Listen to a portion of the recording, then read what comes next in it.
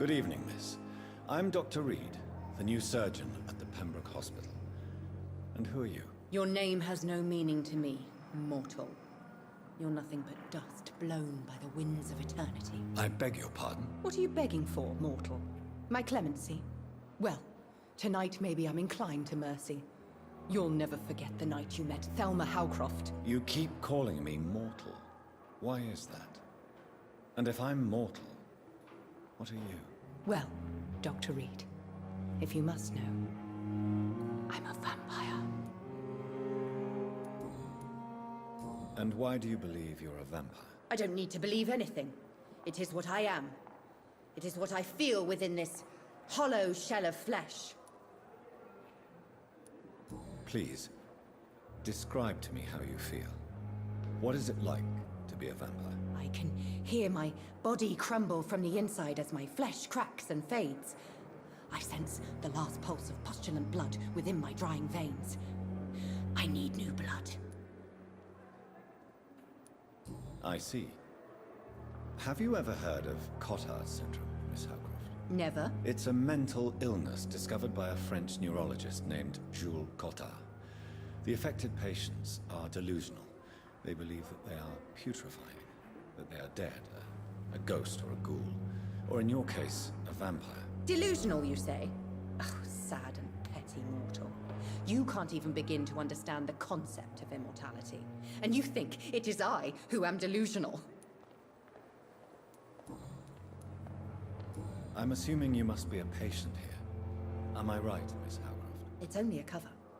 To hide from my enemies. I can leave whenever I want. As a woman, a spirit, fog, or bat. Who are these enemies you mentioned? Can you describe them? I cannot say for sure. But I sense their eyes on me from nearby. I feel them watching me every time I visit the garden near the morgue. The staff here are not your enemy. They're here to help you, to care for you. I'm not speaking of the doctors in white. I'm speaking of the men and women who hunt me. For I am a vampire. I see. Don't worry. These people will not find you here. I'll personally make sure they leave you alone. Thank you, mortal. But do not interfere with them, for you are no match for those that hunt me.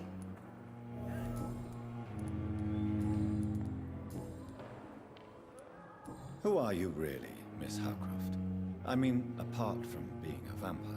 Is that not enough for you, puny mortal? What do you require?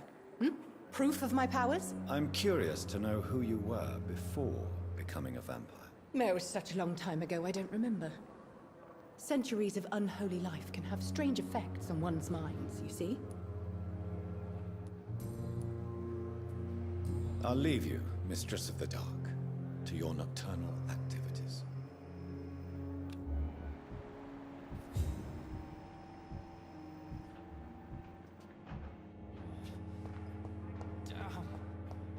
The pain.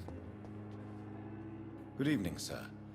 Can I help you? Unless you're here to fix my face. No. I don't think you can help me. I'm Dr. Reed. I've recently taken the position of head surgeon here. War injuries, am I right? You guessed right, Doctor. German shell took my pretty little mug right off. But they still call me Thomas Elwood.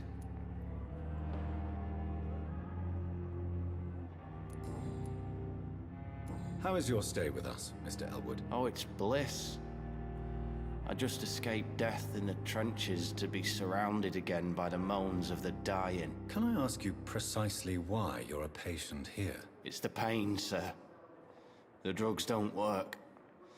It just hurts under the scars, if you get my drift. Can I do anything for your pain? Nurses gave me a bunch of pills. No effect. Told you. It's like the flames are under my in a way.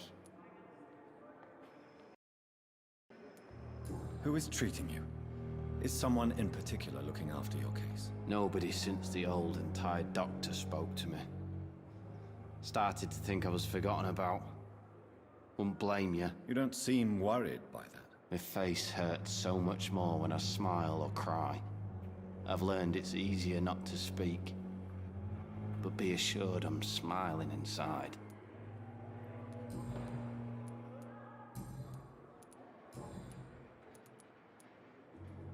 Where were you stationed, sir? Did you serve for long? I really don't want to talk about all this shit. No offense. I was pushing too much. I served in France myself. I just wanted to know what happened to you. You were an officer, weren't you?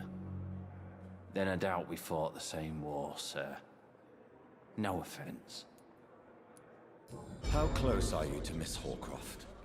Are you aware that she thinks she is a vampire? To wait for her next nibble is the best reason to stay here. Every time she approaches my bed, she treats me like something tasty. A normal person. Aren't you afraid? She may hurt you if the game goes too far. She's quite harmless, I can assure you. Her head's broken inside is all. While I'm busted on the outside. But she's still beautiful. Living proof that there's hope for me. So do you let her bite you? You know that's not sanitary. And why not? She's only supping a few drops of me blood. And the pain, it's real for once. She could decide to bite less willing patients. Then it's another good reason for me to stay here, Doctor. You do realize she's mentally disturbed. It's called the Cotard syndrome. She truly believes she's a vampire. In her madness, she never refers to my scars. And frankly, if I could, I'd join her world. It seems much more fun than the real one.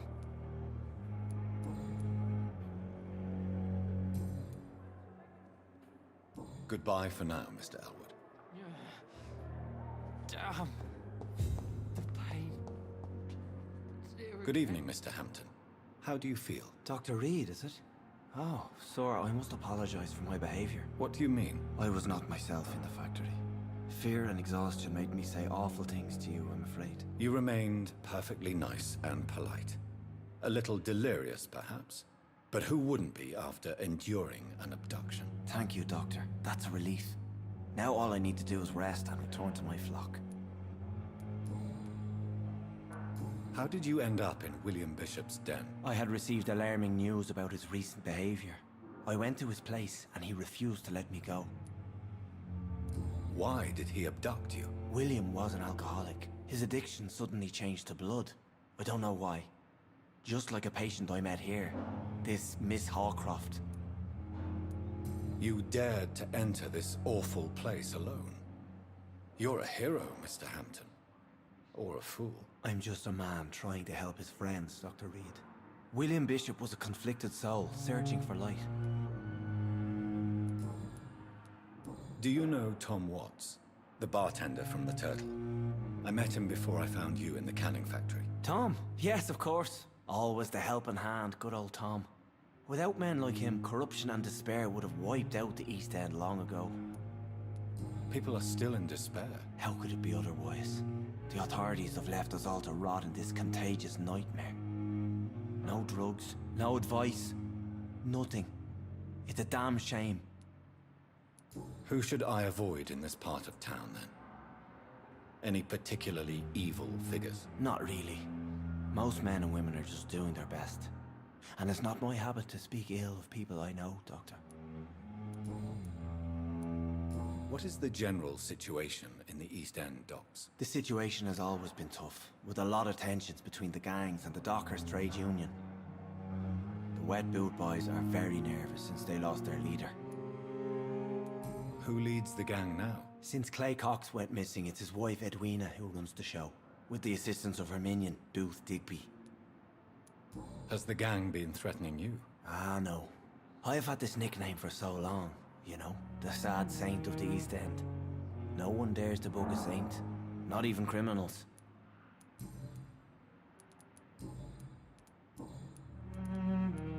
How do you feel, Mr. Hampton? Medically speaking, I mean. I feel exhausted. Beyond exhaustion, actually. William drank so much of my blood in his madness. I feel Empty. You're in good hands here. Dr. Swansea is well versed in blood transfusion, and I'm sure he'll take the best care of you. Thank you, sir. I believe all I need is rest. And then I can go back to the people who need me. What do you do for a living, Mr. Hampton? I can't help but notice the cross around your neck. I manage a night asylum for the poor and homeless of the docks. And I try to guide the lost and hesitant on the right path to our Lord. Why didn't you use your cross against William Bishop? To repel him somehow? That's a very strange question, Doctor. A cross is no magical token, if that's what you were trying to say. Not mine, anyway.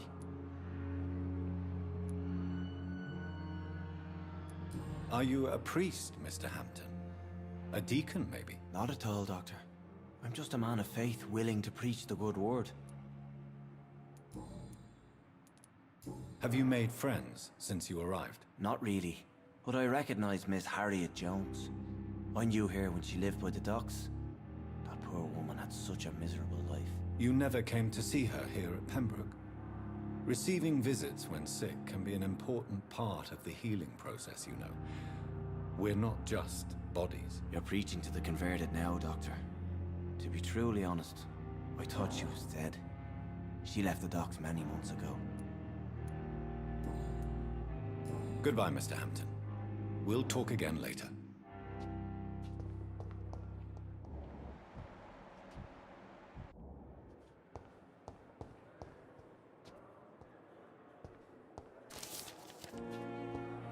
Fear and disgust on every street corner.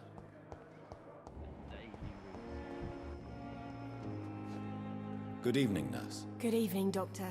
I don't think we've been introduced yet. My name is Pippa Hawkins. And I'm Dr. Jonathan Reed. Dr. Swansea has recently offered me a position in this hospital.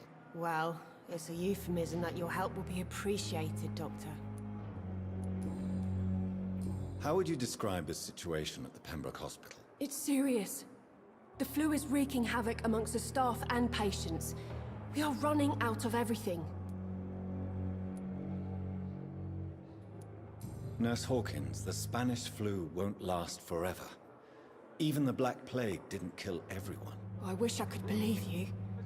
But what if this epidemic was worse? What if in the end, nobody was spared?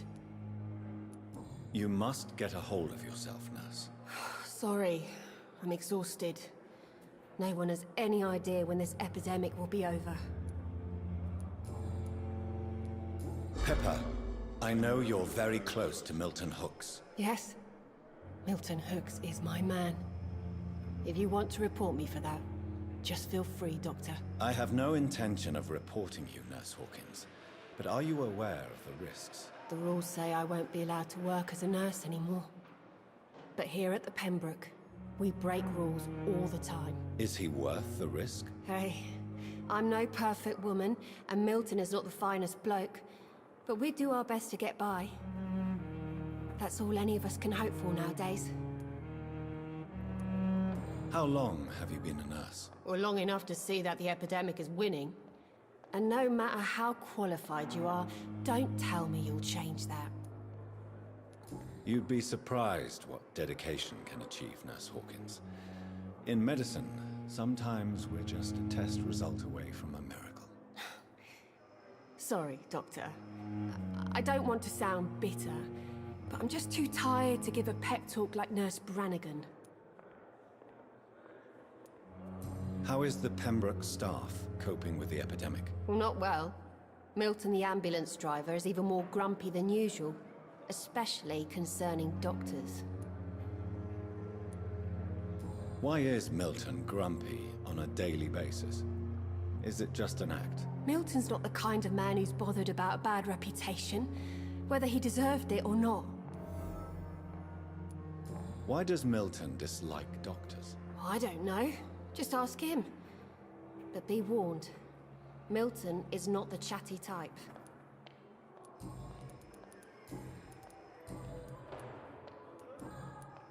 Goodbye, Nurse Hawkins.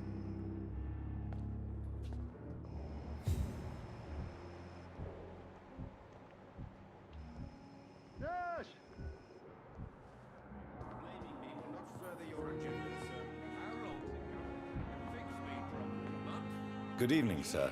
I'm Dr. Reed. I believe we're going to be colleagues. Reed? Yes, I've been informed about your arrival. I'm Waverly Ackroyd. Welcome aboard, I suppose. Does my arrival inconvenience you in some way, Dr. Ackroyd? Let us just say that I don't particularly share Dr. Swansea's enthusiasm for hiring you. What we need here are reliable professionals, not overrated dabblers. If you have a problem with me, Dr. Ackroyd, please feel free to tell me. Dr. Swansea has imposed your presence on this hospital without asking anyone's advice. The benefit of his position.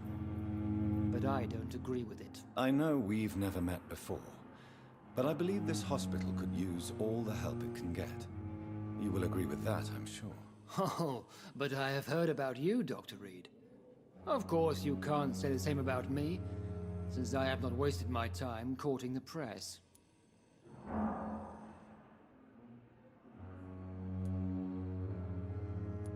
There is no need for such animosity between us. Don't you think the epidemic is already enough to deal with? That is one point we could agree on. And that is precisely why I want to be sure that you will be of help to this hospital, instead of a burden. Since your tenure in this hospital is longer than mine, perhaps you can tell me more about this place. Let's just say I'm tired of the carelessness around me. I have always respected the skills of Dr. Swansea, but over time his enthusiasm has become displaced. Carelessness? Exactly what are you talking about? We're here to save lives. The people who trust us are not volunteering for experimentation. They're here to be healed. I don't intend to run any radical experiments, Doctor. Even if I, as any good practitioner should, express an interest in pushing the boundaries of medical research. Modern medical methods were created through audacity and ego. But there are rules in our line of work, and they're here to protect our patients.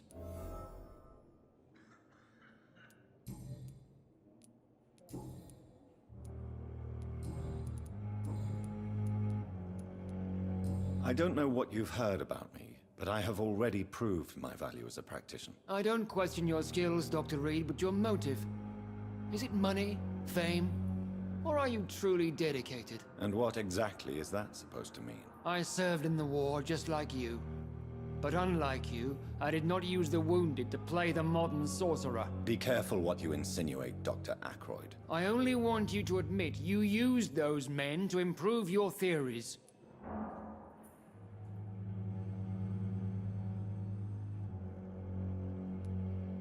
Knowledge has always been and will remain our main weapon, and it has always come at a price.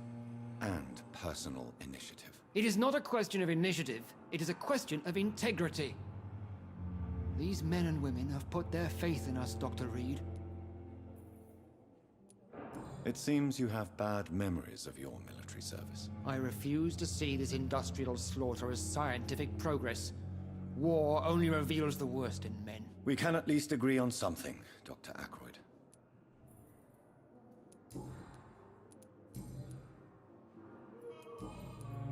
Thank you for your time. We'll talk later.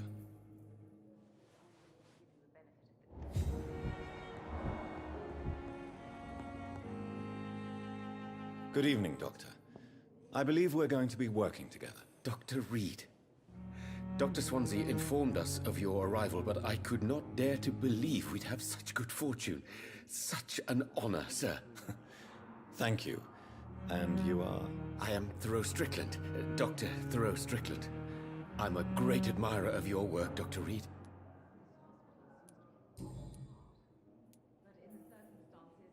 What do you think of Dr. Ackroyd's aversion to modern medical methods? It's a shame he's so narrow-minded. Dr. Swansea taught me that science is about exploring uncharted territory. I'm convinced that's true. With the influenza and all that's going on, you should put your differences aside, don't you think? Why is it so difficult to work together?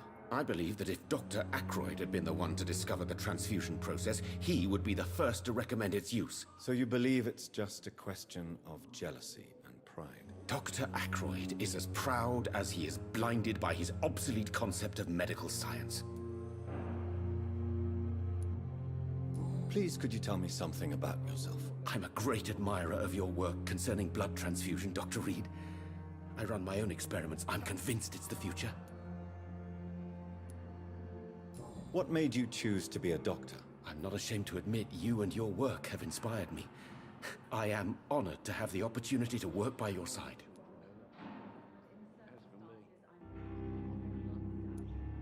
It's always a pleasure to share scientific and medical knowledge with someone eager to learn.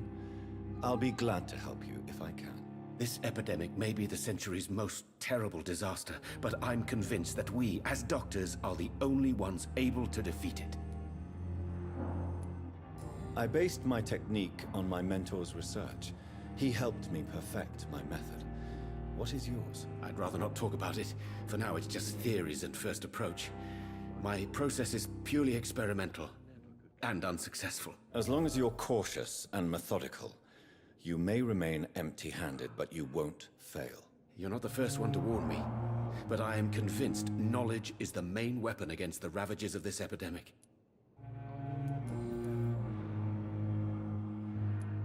What can you tell me about the Pembroke? Well, it has always been an honor to work with Dr. Swansea. But with your arrival, I can't think of a better opportunity to learn about blood transfusion. You seem quite optimistic. It's a rare and precious attitude in these difficult times. I'm convinced that this epidemic is a test of endurance and dedication for us men of science. Questions remain about our capacity to resolve the situation. True. Last summer, during the first wave of the epidemic, I used to joke with Milton about the extra work. We're not smiling now. Do you need help with anything in particular? Well, yes, maybe. I'm waiting for a batch of products I ordered for my personal research, yet my supplier seems to have vanished. Do you want me to play the errand boy for you? Oh no, Dr. Reed. But if you went personally to his shop, what with your reputation and all, he wouldn't dare to refuse the products I need. I see. Well, give me the address, for I may pass by if I have time.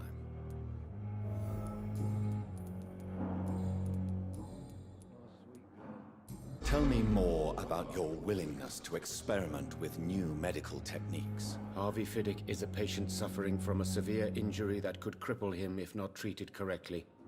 I'm convinced your blood transfusion technique could help him. What is it you really want? To save him, or to prove your point? Fair question. I want nothing but to save my patient, Dr. Reed. Especially since I know Mr. Fiddick's story. Tell me Mr. Fiddick's story. Our first diagnosis was compromised because Mr. Fiddick lied to us about the real origin of his injury. He first claimed it was an accident. But why would he hide such crucial information from us? Because he is a proud father, ashamed of putting his children at risk because of his own negligence. This personal involvement could also appear to be a lack of impartiality. You must know that a good surgeon must remain neutral. I agree.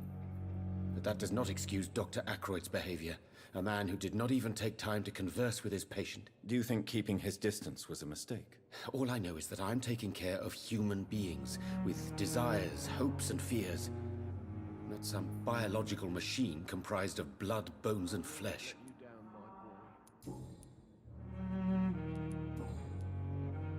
Goodbye, Dr. Strickland. Good evening, sir. I'm Dr. Reed. May I help you? I don't know if a third opinion is needed. Your colleagues are already arguing about my condition. I see. Would you mind telling me more about your situation? I'm Harvey Fiddick. All I want is to get me bloody arm fixed properly.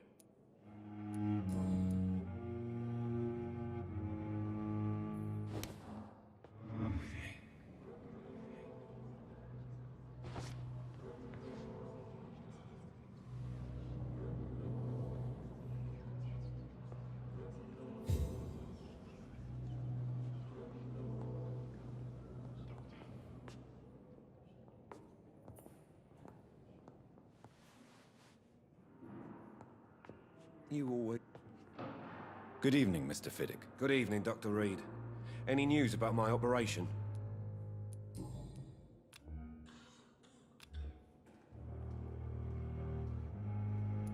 Are you satisfied with your treatment here? Well, it's clear that I've chosen a bad time to be injured. Forgive my bluntness, but you seem overwhelmed by cases of the flu. I won't lie to you about it. I'm afraid we are. Are you sure you don't want to operate yourself, Dr. Reed? I have the feeling you're very capable, and your colleagues seem to think so too. In other circumstances, you would be right. But for now, I don't think I can take on the responsibility. My apologies. Tell me about yourself, Mr. Fiddick. I'm just a regular guy waiting to get his arm fixed, so I can return to work and to my family. I was more curious about what you were doing before being hospitalized. I'm a carpenter, and a good one too. But that means I need both arms to feed my family, Dr. Reed. Tell me about the doctors who are arguing about your case. Strickland and Aykroyd. They both want the best for me, but there's a lot of pride there. Doctors are no different from carpenters, it seems. What do you mean? I often had professional arguments with rivals on a building site. Difference is, I disagreed about wooden nails, not flesh and bones.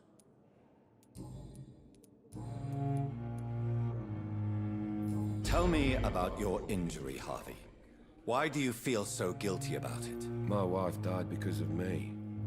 And now I may lose everything because I've been careless enough to hurt myself. What an arsehole.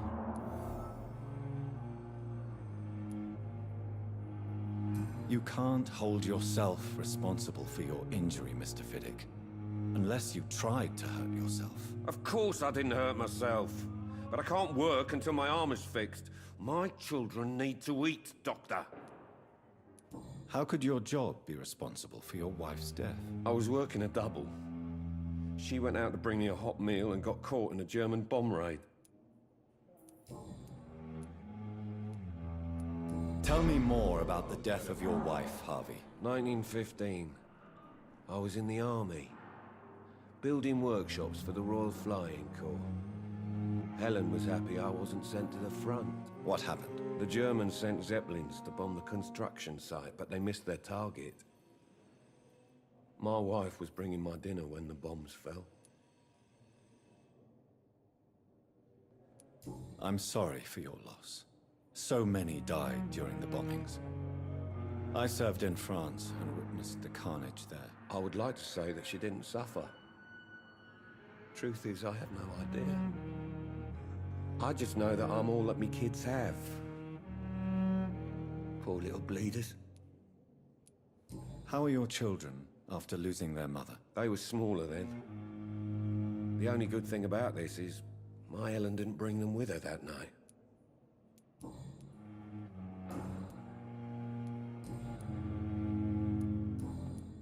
Goodbye for now, Mr. Fiddick. I'll see you later.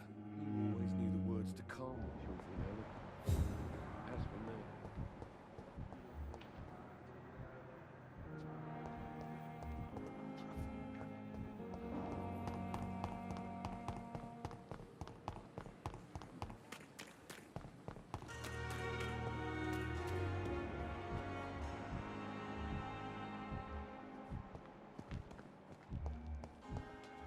Perhaps I should have considered the offer for that cabinet.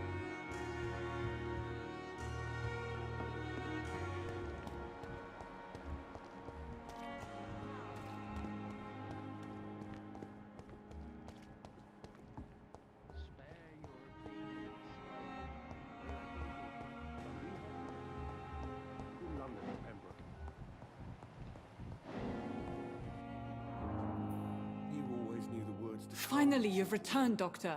Did you find anything of value? Yes, nurse. You've worked your first miracle, Doctor. Now, this patient here needs immediate treatment. Duty calls? When the storm has passed, I'll show you how to mix the remedy yourself with the same basic ingredients. Many thanks, Doctor. When you've finished, you ought to report to Dr. Swansea in his office. He's been looking for you. Seemed pressing.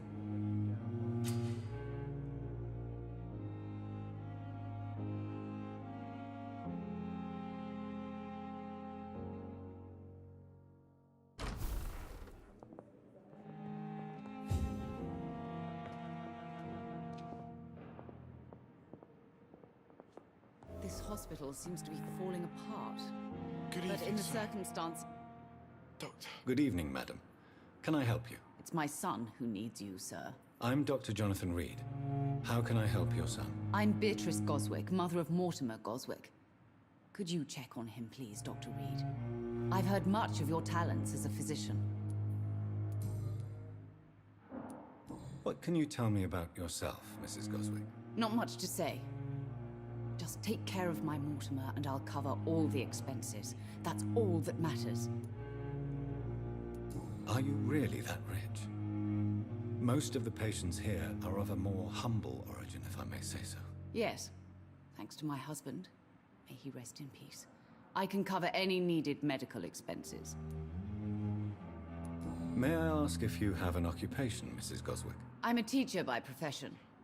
I teach young women who are more ambitious about their futures than their families. What do you think of your reception here?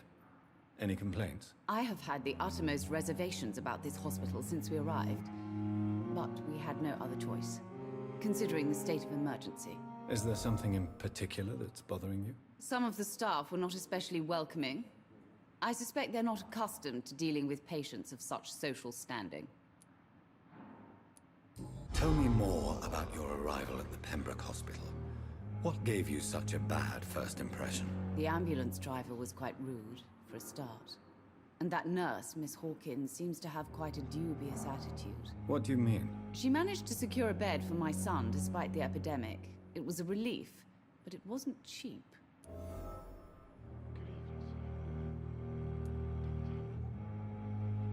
She charged you for a bed? Yes, and I paid without question, considering the urgency of the situation.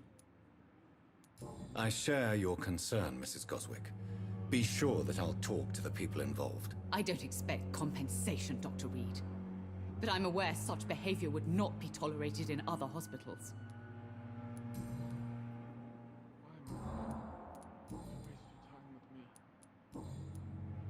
Goodbye, Mrs. Goswick.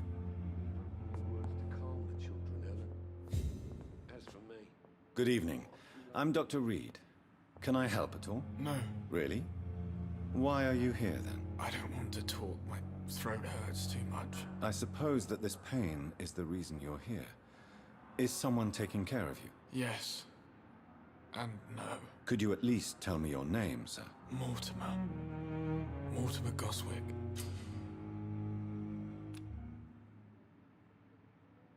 Do you need any help?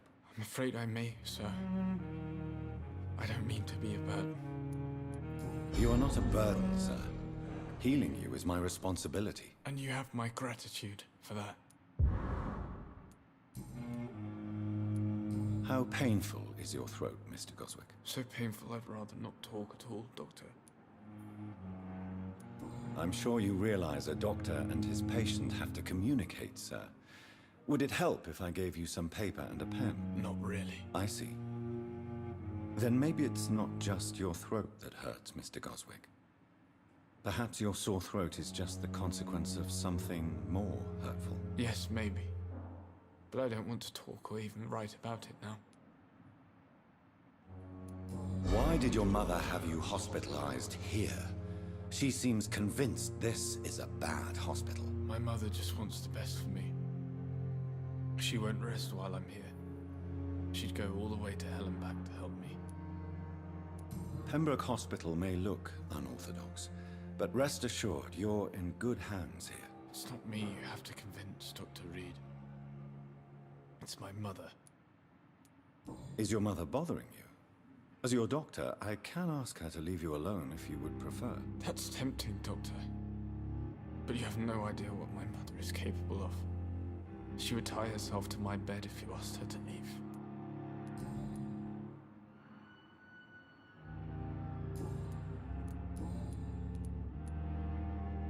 Tell me about yourself, Mr. Goswick. I don't want to talk, Doctor. I have to go now, sir. But don't hesitate to contact me if you need any help. I'm all right. Waste your time with me.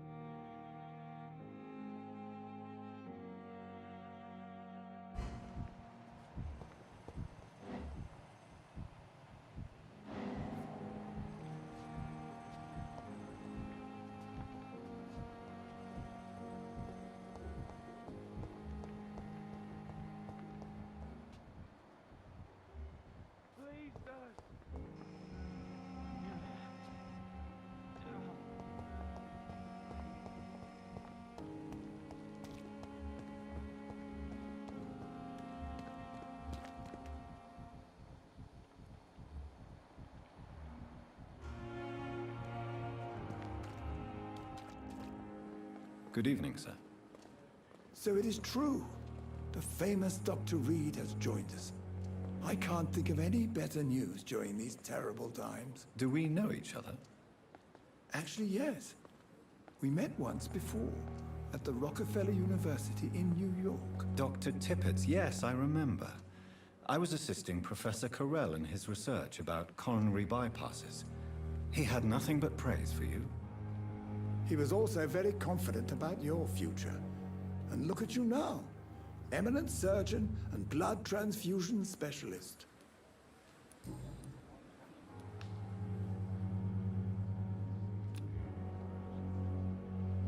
You're exhausting yourself, Corcoran. Maybe you should think about preserving your strength. No, we must keep on healing all those poor souls. We are the last rampart before chaos. Once more unto the breach.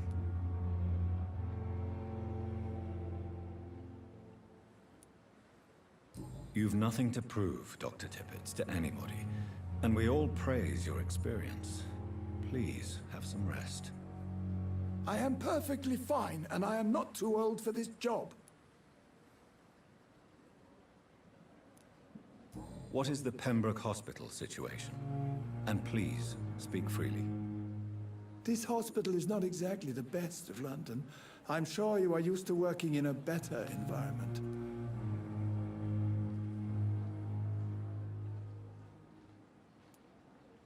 It's more than enough. In any case, the personnel of a hospital are much more important to me than the building. Don't be misled by appearances, Dr. Reed. This hospital does not lack talented people. It just lacks hope.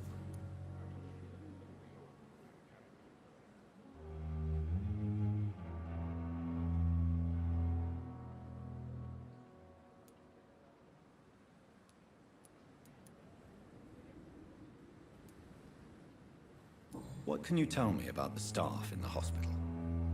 Some are really good, and others are not so good. But during this troubled period, there is no time for slander. I prefer to focus on the positive character traits.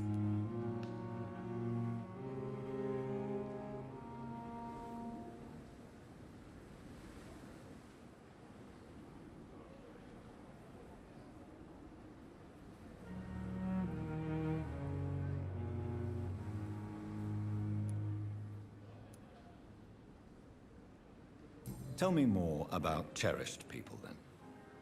Nurse Brannigan is a pearl. She is the most helpful and dedicated nurse I've ever worked with.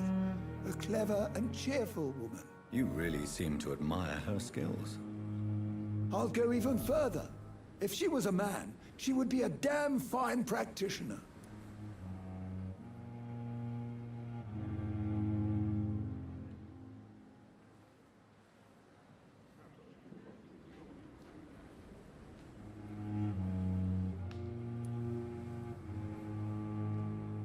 Any opinion about the management? I don't always agree with Dr. Swansea's reserve, but I must admit he does all he can to keep this facility running during this crisis. Ah, yes, the burden of command. I was fed up with this concept while serving as a medical officer. Don't get me wrong. Swansea's a good administrator. I just wish he would get out of his office down again.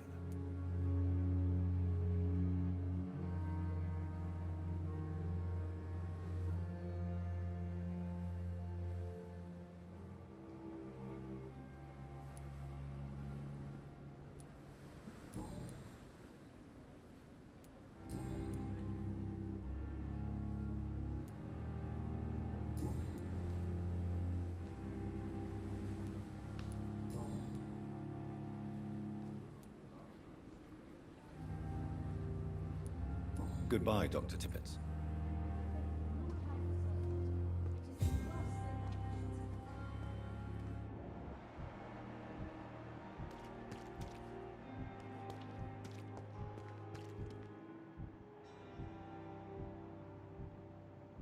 Submit to your hunger or resist it. But remember, mortals are now your prey. It is the curse of the goddess. It is the hunger in you. The need for blood. The will to strike and to punish. To spit in the eye of God.